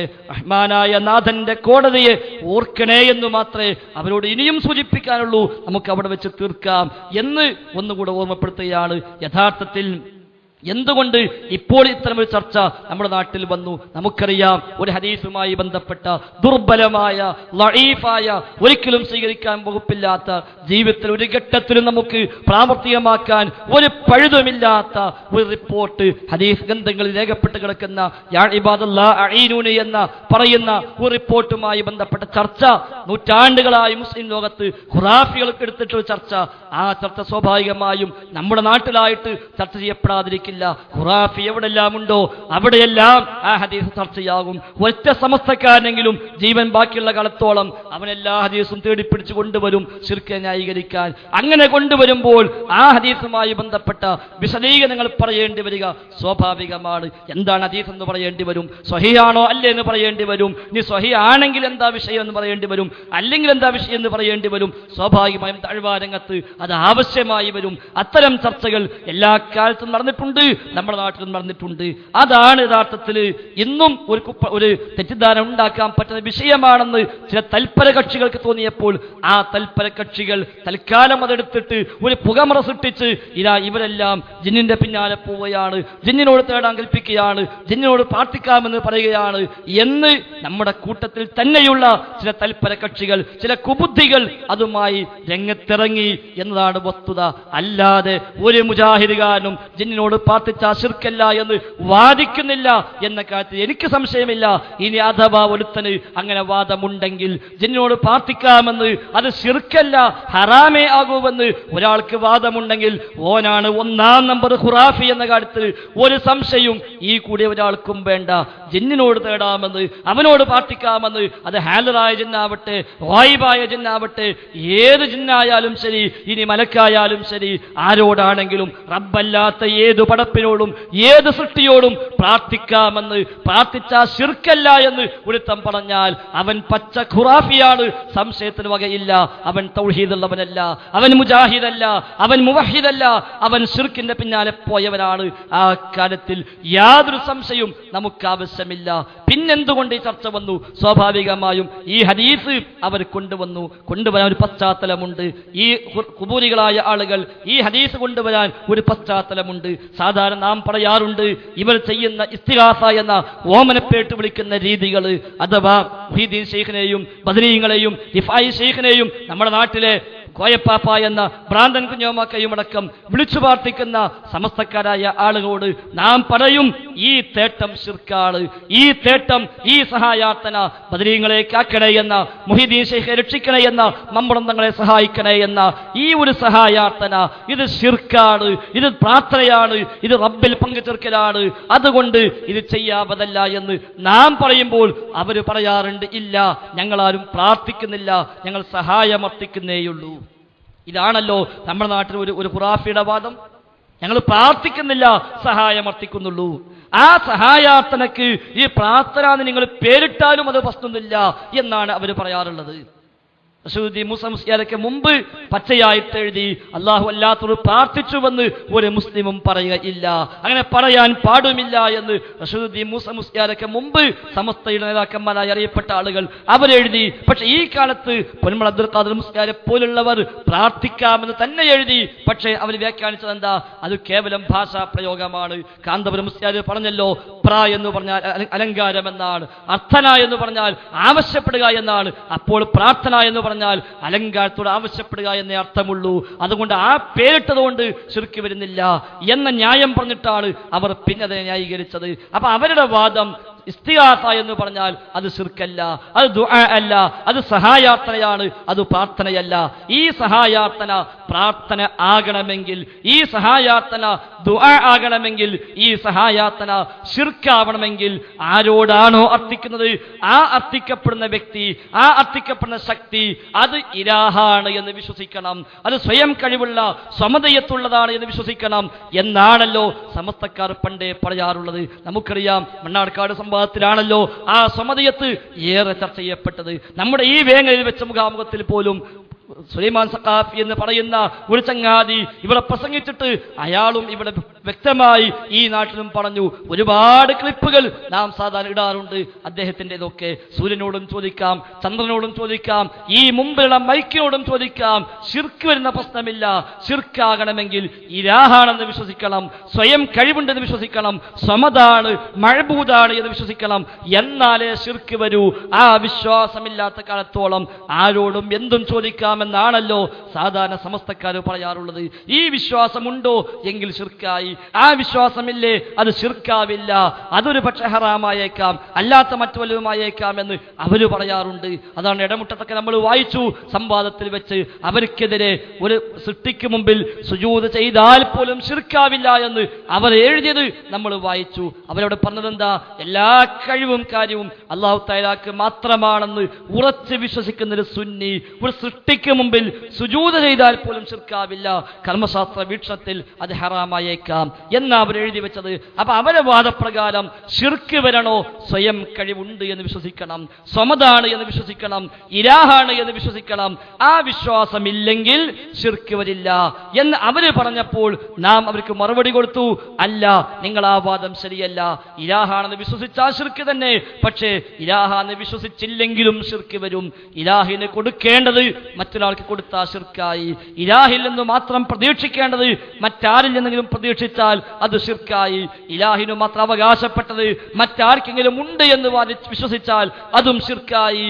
ഇലാഹാന്ന് വിശ്വസിക്കണമെന്നില്ല, ഇലാഹ ആക്കലല്ല, ഇലാഹ ആകലാണ് എന്നാണ് നാം സാധാരണ പറഞ്ഞു കൊടുക്കാറുള്ളത്. എത്രയോ സ്ഥലങ്ങളിൽ മറുപടി പ്രഭാഷണങ്ങളിൽ നമ്മളൊക്കെ പറഞ്ഞു, ഇലാഹാന്ന് വിശ്വസിച്ചാൽ തന്നെ ശിർക്കാണ്, എങ്കിൽ പിന്നെ വിശ്വസിച്ചുകൊണ്ട് പ്രാർത്ഥിക്കുക എന്ന വാദം തന്നെ നിരർത്ഥകമാണ്. ആ വിശ്വാസം തന്നെ ശിർക്കാണല്ലോ. പക്ഷെ ആ വിശ്വാസം ഇല്ലെങ്കിലും ശിർക്ക് വരും. നാം അത് തെളിവായി മക്കാ മുശ്രിക്കുകളെ വിശ്വാസം പറയാറുണ്ട്. അവർ ലാത്തയും ഉസയും അല്ലാഹ് കൊടുത്ത കഴിവില്ലെന്ന് സഹായിക്കുമെന്ന് വിശ്വസിച്ചിട്ടും അത് ശിർക്കായി എന്ന് നാം പറയാറുണ്ട്. മക്കത്തെ മുശ്രിക്കീങ്ങളുടെ തൽബിയത്ത് ഉദ്ധരിച്ചുകൊണ്ട് ലാ ശരീക ലക ഇല്ലാ നാഥ, നിനക്കൊരു പങ്കുകാരുമില്ല, നിന്റെ ഉടമസ്ഥതയിലുള്ള നീ കൊടുത്ത കഴിവുള്ള സ്വയമായി ഒന്നുമില്ലാത്ത പങ്കുകാരെ നിനക്കുള്ളൂ എന്ന് മക്കത്തെ മുശ്രിക്കുകൾ പറഞ്ഞിട്ടും അത് ശിർക്കാണ് എന്ന് പ്രമാണം പരിചയപ്പെടുത്തി നമ്മളെല്ലാം അംഗീകരിക്കുന്നു. അഥവാ ശിർക്ക് വരാൻ ഇലാഹാണ് എന്ന് സ്വയം കഴിവുണ്ട് എന്ന് വിശ്വസിക്കണമെന്നില്ല. മറിച്ച് അവിടെയാണ് നമ്മൾ പറഞ്ഞു കൊടുത്തത് അഭൗതികമായ നിലക്കുള്ള വിളികൾ, കാര്യകാല ബന്ധങ്ങൾക്ക് അപ്പുറമുള്ള ആവശ്യങ്ങൾ, അത് റബ്ബിനോട് മാത്രമേ തേടാവൂ. അല്ലാത്ത ആരോട് തേടിയാലും അതിന് ഇലാഹാക്കലായി മാറി, അത് ഇലാഹിന്റെ സ്ഥാനത്തായി മാറി, അത് പ്രാർത്ഥനയായി മാറി, അത് ശിർക്കായി മാറി എന്നാണ് നാം പറഞ്ഞു കൊടുക്കാറുള്ളത്. അതുകൊണ്ടാണ് ജാറത്തങ്ങ പോയി തേടുന്ന മനുഷ്യനോട് നമ്മൾ പറഞ്ഞു, ഈ തേട്ടം അഭൗതികമാണ്, ഈ തേട്ടം കാര്യകാല ബന്ധങ്ങൾക്ക് അപ്പുറത്താണ്. എന്താ സഹോദരന്മാരെ കാര്യകാല ബന്ധം? നാം മനസ്സിലാക്കേണ്ടതുണ്ട്. ഈ ദുനിയാവിൽ അല്ലാഹു തആല സംവിധാനിച്ച എല്ലാ സംവിധാനങ്ങളും കാര്യകാല ബന്ധത്തിന്റെ ഉള്ളിൽ മാത്രമാണ്. ഏത് സൃഷ്ടിയാവട്ടെ, അത് മനുഷ്യനാണെങ്കിലും, അത് മൃഗങ്ങളാണെങ്കിലും, അത് പക്ഷികളാണെങ്കിലും, അത് മലക്കാണെങ്കിലും, അത് ജിന്നാണെങ്കിലും, ജിന്നിൽപ്പെട്ട ശൈത്വാനാണെങ്കിലും, ഏതാണെങ്കിലും ശരി, റഹ്മാനായ നാഥന്റെ പടപ്പിൽപ്പെട്ട ഏതു പടപ്പും ഈ ദുനിയാവിൽ ജീവിക്കുന്നത് കാര്യകാല ബന്ധങ്ങളുടെ അടിസ്ഥാനത്തിലാണ്. അതിനപ്പുറം പോകാൻ ഒരു പടപ്പിന് കഴിയില്ല. അഥവാ ഏതു കാര്യം നടക്കാനും അല്ലാഹു നിശ്ചയിച്ച ഒരു കാരണമുണ്ട്. ആ കാരണത്തിന്റെ അടിസ്ഥാനത്തിലാണ് കാര്യങ്ങൾ നീങ്ങിപ്പോകുന്നത്. അതുകൊണ്ടാണ് വിശക്കുമ്പോൾ നാം ഭക്ഷണം കഴിക്കുന്നത്, ദാഹിക്കുമ്പോൾ വെള്ളം കുടിക്കുന്നത്. ദാഹം മാറുക എന്ന കാര്യം നടക്കണോ, വെള്ളം കുടിക്കുക എന്ന കാരണവുമായി ബന്ധപ്പെടണം. ഒരാളോട് വെള്ളം ചോദിച്ചാൽ അത് ശിർക്കല്ലാതാകുന്നത് അതുകൊണ്ടാണ്. വിശന്നു വലഞ്ഞ ഒരാള്, ദാഹിച്ചു വലഞ്ഞ ഒരാള് ഒരു വീട്ടിൽ കയറി ചെന്ന് ഒരൽപ്പം വെള്ളം തരുമോ, ഒരൽപ്പം ഭക്ഷണം തരുമോ എന്ന് ചോദിച്ചാൽ ശിർക്കാണ് നമ്മൾ പറയാറില്ല. ഇയ്യാക നഅ്ബുദു വ ഇയ്യാക നസ്തഈൻ എന്ന ആയത്തോതി കൊടുത്തിട്ട് നിനക്കറിയില്ലേ, നീ ഓതാറില്ലേ, റബ്ബേ നിന്നോട് മാത്രമേ സഹായം തേടാറൂ എന്ന്, പിന്നെന്താ മനുഷ്യ നീ ഇങ്ങോട്ട് കയറി വന്ന് ഭക്ഷണം ചോദിക്കുന്നത് എന്ന് നമ്മളാരും പറയാറില്ല. എന്തുകൊണ്ട്? ഖുറാഫികൾ ചോദിച്ചമ്മോട് പിന്നെന്തിനാ ഭാര്യയോട് കഞ്ഞി ചോദിക്കുന്നത്, പിന്നെന്തിനാ ഡോക്ടറോട് പോയി രോഗം മാറ്റാൻ ആവശ്യപ്പെടുന്നത് എന്ന് ചോദിച്ചപ്പോൾ നാം പറഞ്ഞു കൊടുത്തതാണല്ലോ ഈ കാര്യകാരണ ബന്ധം. അഥവാ കാരണവുമായി ബന്ധപ്പെടുക, എങ്കിലേ കാര്യം നടക്കൂ. സബബ് മുസബ്ബബാത്ത് എന്ന അറബി ഭാഷയിൽ പ്രയോഗിക്കാറുണ്ട്. അതാണ് ഈ ലോകത്തെ സിസ്റ്റം. ഭക്ഷണം ആവശ്യപ്പെടാം, അത് മുസ്ലിമിനോടും ചോദിക്കാം, അത് ഹൈന്ദവനോടും ചോദിക്കാം, ക്രൈസ്തവനോടും ചോദിക്കാം, നിരീശ്വരവാദിയോടും ചോദിക്കാം, ആരോടും ഭക്ഷണം ചോദിക്കാം. കിട്ടുന്ന ഭക്ഷണം ഹറാമാണോ അല്ലേന്ന് നോക്കിയാൽ മാത്രം മതി. ഹറാമാണെങ്കിൽ കഴിക്കാൻ പറ്റില്ല, അത് മറ്റൊരു വിഷയം. ഏതായിരുന്നാലും ആ ചോദ്യം ഒരിക്കലും ഇയ്യാക നഅ്ബുദു വ ഇയ്യാക നസ്തഈൻ എന്ന പ്രഖ്യാപനത്തിന് എതിരല്ല എന്ന കാര്യത്തിൽ തർക്കമില്ല. അതെല്ലാ കാലത്തും മനുഷ്യബുദ്ധി അംഗീകരിച്ചു പോകുന്ന യാഥാർത്ഥ്യവുമാണ്. അതൊരിക്കലും എന്ന ആയത്തിറങ്ങിയ ശേഷം ഇയ്യാക നഅ്ബുദു എന്ന് ഒഴിവാക്കി പറഞ്ഞതല്ല. അങ്ങനെ ചില മനുഷ്യന്മാർ പറയുന്നുണ്ട്. ഇയ്യാക നഅ്ബുദു വ ഇയ്യാക നസ്തഈൻ എന്ന ആയത്ത് പ്രകാരം എല്ലാം അല്ലാഹുവോട്, പിന്നെ എന്ന ആയത്തിറങ്ങിയപ്പോൾ അത് പുറത്തേക്കും പറ്റുന്നു മനസ്സിലായില്ല. അത് ശരിയല്ല, അത് മൗഢ്യമാണ്. കാരണം ആ ആയത്തിറങ്ങുന്നതിന് മുമ്പും ഈ വക ചോദ്യങ്ങൾ പരസ്പരം ചോദിക്കൽ അനുവദിക്കപ്പെട്ട കാര്യം തന്നെയാണ്. ഇയ്യാക നഅ്ബുദു വ ഇയ്യാക നസ്തഈൻ എന്ന ആയത്തിറങ്ങണ മുമ്പും ഈ വക ചോദ്യങ്ങൾ പരസ്പരം ചോദിക്കാം. മറ്റേ ചോദ്യമോ ചോദിക്കാൻ പാടില്ല താനും. അത് റസൂലുള്ളാഹിന്റെ മുമ്പും അങ്ങനെ തന്നെയാണ്. എല്ലാ അമ്പിയാക്കളുടെ കാലത്തും അങ്ങനെ തന്നെയാണ്. ആദം നബിയുടെ കാലത്തും അങ്ങനെ തന്നെയാണ്. ഇയ്യാക നഅ്ബുദു വ ഇയ്യാക നസ്തഈൻ എന്ന ആശയം നമ്മൾ മാത്രം സ്വീകരിക്കുന്ന ആശയമല്ല. ആദം നബി സ്വീകരിച്ച ആശയമാണ്, നൂഹ് നബിയുടെ ആശയമാണ്, ഇബ്രാഹിം നബിയുടെ ആശയമാണ്, മുഹമ്മദ് നബിയുടെ ആശയമാണ്. ഖിയാമത്ത് വരെയുള്ള എല്ലാ മനുഷ്യരും സ്വീകരിക്കേണ്ടുന്ന ആദർശമാണ് ഇയ്യാക നഅ്ബുദു വ ഇയ്യാക നസ്തഈൻ. അതിൽ നിന്ന് ഒന്നും ഇസ്തിസ്നാ ഇല്ല, അതിൽ നിന്ന് ഒന്നും ഒഴിവാക്കിയിട്ടില്ല. വ ഇയ്യാക നസ്തഈൻ എന്ന സഹായാർത്ഥന ഏതാണോ ആ സഹായാർത്ഥന 100% അല്ലാഹ്ക്ക് മാത്രമേ പോകാവൂ. ഇപ്പൊ ചില മനുഷ്യന്മാർ വാദിച്ചെന്താ അതിൽ നിന്ന് ചില സഹായങ്ങൾ ഒഴിവാക്കിയില്ല. ഇല്ല കൂട്ടരെ, അതിന് ഒഴിവാക്കിയിട്ടുണ്ടെങ്കിൽ സ്വാഭാവികമായും ഇയ്യാക നഅ്ബുദു ഒഴിവാക്കണ്ടേ? അപ്പോൾ ഇതിൽ നിന്നും ഇസ്തിസ്നാ വേണ്ടേ? അതുണ്ടാവില്ലല്ലോ. അപ്പൊ ഏതായിരുന്നാലും വ ഇയ്യാക നസ്തഈൻ എന്ന ഇസ്തിആനത്ത്, ആ സഹായാർത്ഥന ഒന്നാമത്തെ മനുഷ്യൻ മുതൽ അവസാന മനുഷ്യൻ വരെയുള്ള എല്ലാവരോടും പഠിപ്പിച്ചത് അല്ലാഹ്ക്ക് മാത്രം, റബ്ബിനോട് മാത്രം. അല്ലാത്ത ഒരു പടപ്പിലേക്കും അത് പോയിക്കൂടാ. അത് പോയാൽ ശിർക്ക് വന്നു. അത് മുമ്പിൽ വന്ന ജിന്നിലേക്ക് പോയാലും ശിർക്കായി, മുമ്പിൽ വന്ന മലക്കിനോടായാലും ശിർക്കായി, മനുഷ്യനോടായാലും ശിർക്കായി, കല്ലിനോടായാലും ശിർക്കായി, ഏതിനോടായാലും ശിർക്കായി. ഇലാഹാണെന്ന് വിശ്വസിക്കണം എന്നില്ല, സ്വയം കഴിവുണ്ട് എന്ന് വിശ്വസിക്കണം എന്നില്ല. മറിച്ച് വ ഇയ്യാക നസ്തഈൻ, നാഥ നിന്നോട് മാത്രം സഹായം അർത്ഥിക്കുന്നു എന്ന സഹായാർത്ഥന ഏതോ ആ സഹായാർത്ഥന നാഥനല്ലാത്തവരിലേക്ക് എപ്പോയോ അവിടെയാണ് ശിർക്ക് വരുന്നത്, അവിടെയാണ് പങ്കുചേർക്ക് വരുന്നത്. അതുകൊണ്ട് അടുത്ത വീട്ടിൽ പോയി ഭക്ഷണം ചോദിച്ചാൽ, അവിടെ പോയി വെള്ളം ചോദിച്ചാൽ, ഡോക്ടറോട് പോയി സുഖമില്ലെന്ന് പറഞ്ഞാൽ, ശിഫയാക്കണമെന്ന് പറഞ്ഞാലും അത് ശിർക്കായി നമ്മളാരും പരിചയപ്പെടുത്താറില്ല. എന്തുകൊണ്ട്? ഇത് കാര്യകാരണ ബന്ധമാണ്. ആ അയൽവാസി ഭക്ഷണം വിളമ്പി കയ്യിൽ തന്ന് നാം അത് കഴിച്ചാൽ ഇൻഷാ അല്ലാഹ് റബ്ബ് ഉദ്ദേശിച്ചാൽ എന്റെ വിശപ്പ് മാറുമെന്ന് അവിടെ ഉദ്ദേശിക്കുന്നുള്ളൂ. വെള്ളം കുടിക്കുമ്പോഴും അങ്ങനെ തന്നെയാണ്, ഡോക്ടറെ സമീപിക്കുമ്പോഴും അങ്ങനെ തന്നെയാണ്. ആ ഡോക്ടർ എന്നെ പരിശോധിച്ച് എന്റെ രോഗം മനസ്സിലാക്കി അതിനെ മരുന്ന് നിശ്ചയിച്ച് അത് എഴുതി തന്ന് ആ മരുന്ന് വാങ്ങിക്കഴിച്ചാൽ ഇൻഷാ അല്ലാഹ് സുഖപ്പെടുമെന്നേ അവന് താല്പര്യമുള്ളൂ, അവന്റെ ഉദ്ദേശമുള്ളൂ. അതുകൊണ്ട് ഇത് കാര്യകാരണ ബന്ധമാണ്. ഈ കാര്യകാരണ ബന്ധവുമായി ഇടപഴകാനാണ്, ബന്ധപ്പെടാനാണ് അല്ലാഹു തആല നമ്മോട് ആവശ്യപ്പെട്ടത്. വിശന്ന് പുരിഞ്ഞൊരു മനുഷ്യൻ, അയാൾക്ക് നാം ഭക്ഷണം കൊടുത്തു എന്ന് സങ്കല്പിക്കുക. ഭക്ഷണം കൊടുത്തു, പക്ഷെ അയാൾ പറഞ്ഞു ഞാൻ ഭക്ഷണം കഴിക്കുന്നില്ല. കാരണം അയാൾ പറഞ്ഞത് എന്റെ വിശപ്പ് മാറ്റാൻ ഈ ഭക്ഷണം ഇല്ലാതെയും അല്ലാഹു തആല കഴിയുമല്ലോ, അതുകൊണ്ട് ഞാൻ ഭക്ഷണം കഴിക്കുന്നില്ല, അല്ലാഹ് എന്റെ വിശപ്പ് മാറ്റട്ടെ എന്നും പറയാൻ അവിടെ ഇരുന്നു വിചാരിക്കാം. ഭക്ഷണം കൊടുത്തു, അയാൾ കഴിച്ചില്ല. ഈ ന്യായമായ ആള് പറഞ്ഞത് ന്യായം ശരിയാണല്ലോ. അല്ല നമ്മൾ പറയോ ഭക്ഷണം കഴിക്കാതെയും വിശപ്പ് മാറ്റാൻ സാധിക്കുന്നവനല്ലേ അല്ലാഹ്? ഇയാൾ ആ ന്യായമാണ് പറഞ്ഞത്. അല്ലാഹ്ക്ക് കഴിയുമല്ലോ, അതുകൊണ്ട് ഞാൻ ഭക്ഷണമൊന്നും കഴിക്കുന്നില്ല, ഞാനിവിടെ ഇരിക്കുകയാണ്. എന്തുകൊണ്ട് പോയി കൊടുത്തിട്ടും അയാൾ കഴിച്ചില്ല. അവസാനം തളർന്നു വീണു, എന്നിട്ടും കഴിച്ചില്ല. അവസാനം അയാൾ മരിച്ചു.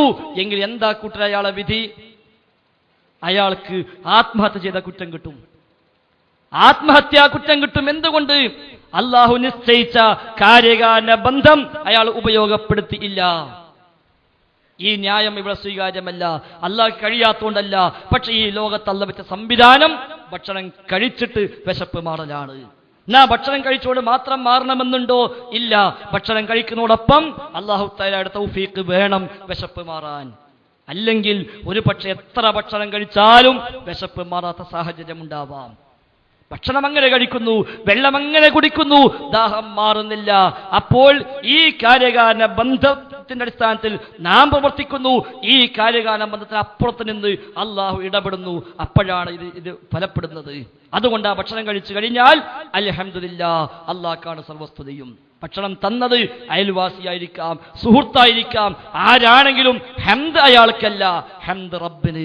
കാരണം ഇവന് ഭക്ഷണം തരാനേ കഴിയൂ, ആ ഭക്ഷണത്തിന്റെ ഫലമുണ്ടാക്കാൻ റബ്ബിനെ കഴിയൂ. അതുകൊണ്ട് അൽഹംദുലില്ലാഹ്, നാഥ നിനക്കാണ് സർവസ്തുതിയും. വെള്ളം കുടിക്കാനേ പറ്റൂ, വെള്ളം കുടിപ്പിക്കാനേ പറ്റൂ.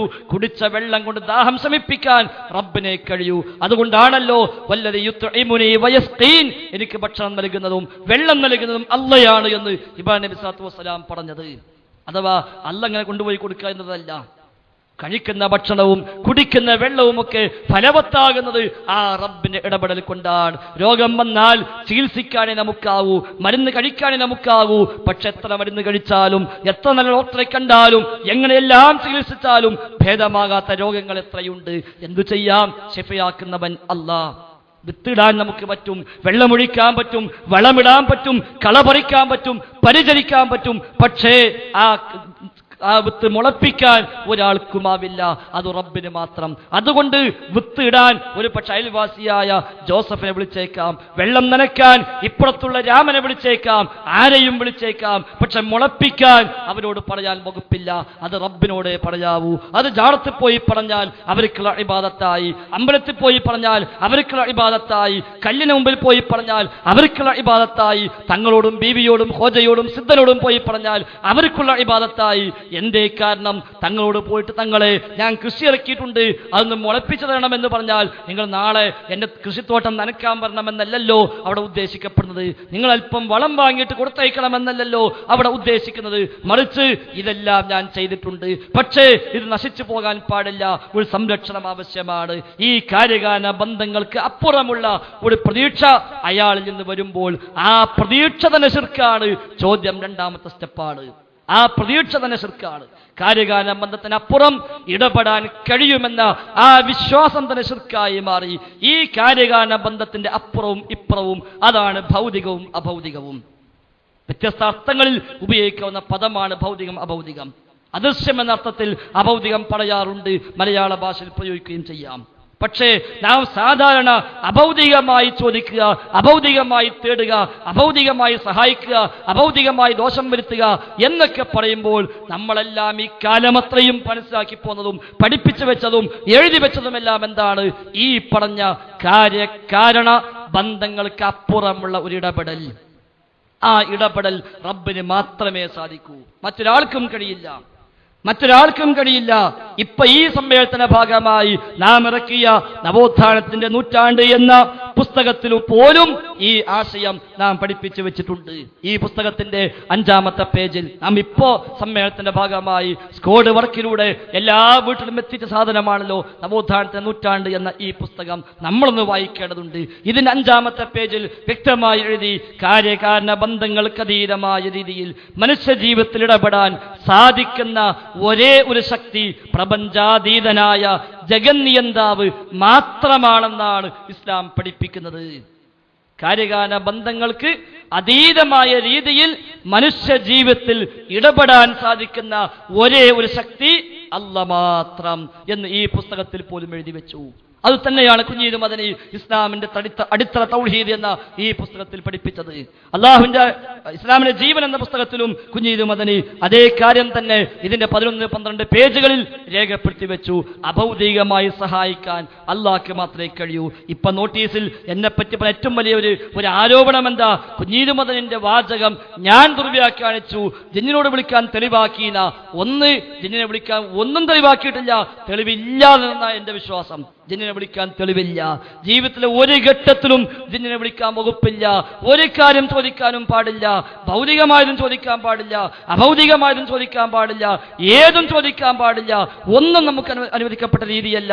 ജിന്നുമായുള്ള ഒരു ബന്ധവും ഒരു വിശ്വാസിക്ക് ഒരു ജീവിതത്തിൽ അനുവദിക്കപ്പെട്ടിട്ടേയില്ല എന്നതാണ് എന്റെ വിശ്വാസം. പിന്നെ എന്തിനാ അത് എടുത്തു കൊടുത്തത്? കുഞ്ഞീദ് മദനി ഇതിന്റെ 12-ാമത്തെ പേജിൽ എഴുതി വെച്ചു, എന്നാൽ അഭൗതികമായ മാർഗത്തിൽ ഗുണവും ദോഷവും വരുത്താനുള്ള കഴിവ് ലോകരക്ഷിതാവായ അള്ളാഹുവിന് മാത്രമേയുള്ളൂ. അവന്റെ പടപ്പുകളിൽ ഒരാൾക്കും ആ കഴിവില്ല. അള്ളാഹ്ക്ക് മാത്രമേ ആ കഴിവുള്ളൂ. അഭൗതിക മാർഗത്തിൽ ഗുണം ചെയ്യാനും ദോഷം വരുത്താനും അള്ളാഹ്ക്ക് മാത്രമേ കഴിയൂ, ഒരു പടപ്പിനും കഴിയില്ല എന്ന് കുഞ്ഞിലും അതിന് എഴുതി വെച്ചു. ഈ പടപ്പിനും കഴിയില്ല എന്ന് പറഞ്ഞ പടപ്പില് ജിന്നും മലക്കും പെടൂല എന്നാണോ? ഒരു പടപ്പിനും കഴിയില്ല എന്ന് പറഞ്ഞ വാക്കെടുത്ത് കൊടുത്തിട്ട് ശേഷം എന്റെ ഈ നോട്ടീസിൽ ഞാൻ പറഞ്ഞു ഇതിൽ നിന്ന് ജിന്നും മലക്കും അഭൗതികം, അപ്പോൾ ജിന്ന് മലക്കടക്കമുള്ള സൃഷ്ടികൾ ഒന്നും തന്നെ അഭൗതികമല്ലെന്നും, എന്നാൽ ഏതൊരു സൃഷ്ടിക്കും അഭൗതികത കൽപ്പിച്ചുകൊണ്ട് നടത്തുന്ന സഹായാത്തന മാത്രമാണ് പ്രാർത്ഥനയെന്നും ഇതിൽ നിന്നും മനസ്സിലാക്കാം. ജിന്നും മലക്കും അടക്കമുള്ള സൃഷ്ടികൾ ഒന്നും തന്നെ അഭൗതികമല്ലെന്നും. ഒരു രീതി എന്താ? അഭൗതികമായ കഴിവ് അള്ളാഹുവിന് മാത്രമേയുള്ളൂ. അവന്റെ പടപ്പിൽ ഒരാൾക്കും ആ കഴിവില്ല. അവന്റെ പടപ്പുകളിൽ ഒരാൾക്കും ആ കഴിവില്ല. ഇതിൽ എന്ത് മനസ്സിലാക്കണം? മനുഷ്യനാ കഴിവില്ല, ജിന്നിനും മലക്കിനാ കഴിവുണ്ട് എന്ന് മൗലവി പറഞ്ഞു എന്നാണോ മനസ്സിലാക്കേണ്ടത്? മനുഷ്യന് അഭൗതികമായ കഴിവില്ല, പക്ഷെ ജിന്നിനും മലക്കിനും അഭൗതികമായ കഴിവുണ്ട് എന്ന് മൗലവി പറഞ്ഞു എന്ന് മനസ്സിലാക്കണോ? അതോ പടച്ച റബ്ബിന് മാത്രമേ അഭൗതികമായി സഹായിക്കാനും അഭൗതികമായി ദോഷം വരുത്താനും കഴിയൂ എന്ന് മനസ്സിലാക്കണോ? മൗലവി ഒന്നും കൂടി വ്യക്തമായി മേലെ വിശദീകരിച്ചു. ഇബാദത്ത് എന്നത് വിപുലാർത്ഥമുള്ള ഒരു സാങ്കേതിക പദമാണ്. അഭൗതികമായ മാർഗത്തിൽ അഥവാ കാര്യകാരണ ബന്ധങ്ങൾക്കതീതമായി ഗുണവും ദോഷവും വരുത്താൻ ഒരു വ്യക്തിക്ക് കഴിവുണ്ട് എന്ന വിശ്വാസമാണ് ഇബാദത്തിന്റെ ഉറവിടം. അഭൗതികമായ നിലക്ക് ഗുണം വരുത്താനും ദോഷം വരുത്താനും ഒരു വ്യക്തിക്ക് കഴിയും എന്ന വിശ്വാസം ഇബാദത്തിന്റെ ഉറവിടമാണ്. ആ കഴിവ്, ആ വിധത്തിലുള്ള കഴിവ് ഒരു വ്യക്തിക്കോ ശക്തിക്കോ ഉണ്ടെന്ന് വിശ്വസിച്ചുകൊണ്ട്, ഇപ്പൊ വ്യക്തി മാത്രമല്ല ശക്തിയും പറഞ്ഞു, ഒരു വ്യക്തിക്കോ ഒരു ശക്തിക്കോ ഉണ്ടെന്ന് വിശ്വസിച്ചുകൊണ്ട് ആ വ്യക്തിയുടെ അവന്റെ അല്ലെങ്കിൽ അതിന്റെ മുമ്പിൽ അർപ്പിക്കപ്പെടുന്ന താഴ്മ, വിനയം, വിധേയത്വം, സ്നേഹം, ഭയം, ഭരമേൽപ്പനം, ധനവ്യയം, അന്നപാനാദികൾ ഉപേക്ഷിക്കൽ, അവയവങ്ങളുടെ ചലനം, നേർച്ച, വഴിപാട് തുടങ്ങിയ സർവ കാര്യങ്ങളും ആരാധനയുടെ വകുപ്പിൽ ഉൾപ്പെടുന്നു. അത് അങ്ങനെ തന്നെ ഞാൻ എടുത്തു കൊടുത്തിട്ടുണ്ട് ഈ നോട്ടില്. ഈ കഴിവ് ഒരു വ്യക്തിക്കുണ്ടെന്ന് വിശ്വസിച്ചാൽ ശിർക്കായി. അഭൗതികമായ കഴിവ് ഒരു വ്യക്തിക്കുണ്ടെന്നോ ഒരു ശക്തിക്കുണ്ടെന്നോ എപ്പ വിശ്വസിക്കുന്നുവോ അവിടെ ശിർക്ക് വന്നു.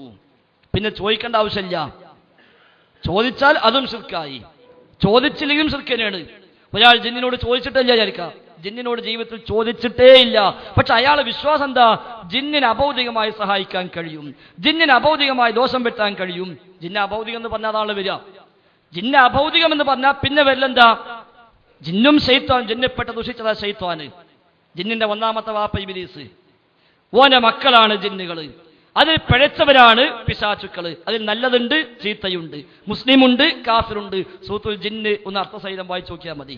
വഅന്നാ മിന്നൽ മുസ്ലിമൂന വമിന്നൽ ഖാസിതൂൻ, ഞങ്ങളിൽ മുസ്ലിമീങ്ങളുണ്ട്, ഞങ്ങളിൽ അതിക്രമകാരികളുണ്ട്.